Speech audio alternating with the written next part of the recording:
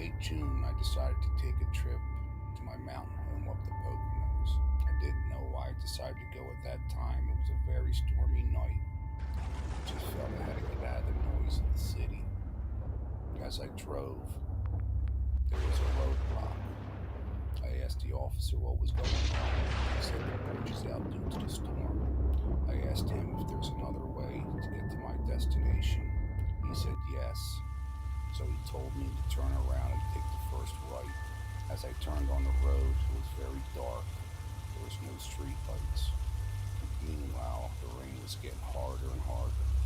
It was very hard to see the road, so I decided to pull over, but there was nowhere to pull over. The road was too narrow.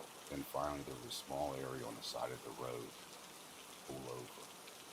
Meanwhile, it kept raining very hard. So I decided to wait the storm out. As I was waiting in my car, I looked to my right. Along the tree line, I saw a man who was only wearing a t-shirt and shorts. So I rolled down my window and asked him if he needed any help. He just looked at me for a minute, then turned around and kept walking.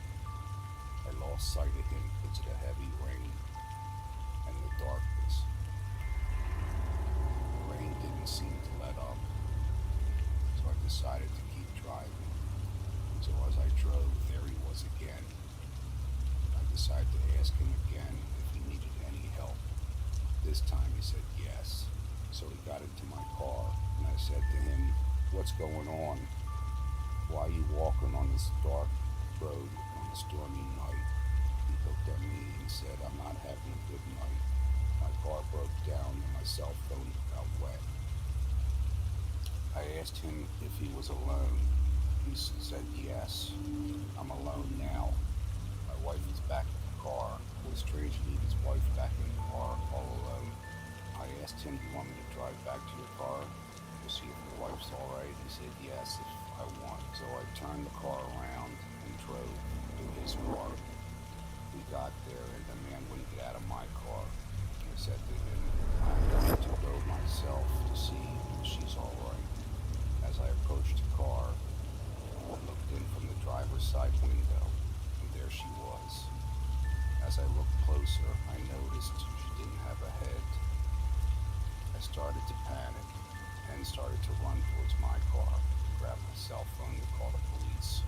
As I was running to the car, the man was walking. I lost sight of him because of the heavy rain and the darkness. Then he turned around and looked at me and pointed towards the tree line. And he said, "What you're looking for is in there." I called the police. It took them a while to get there. When they finally did get there, they looked along the tree line where the man pointed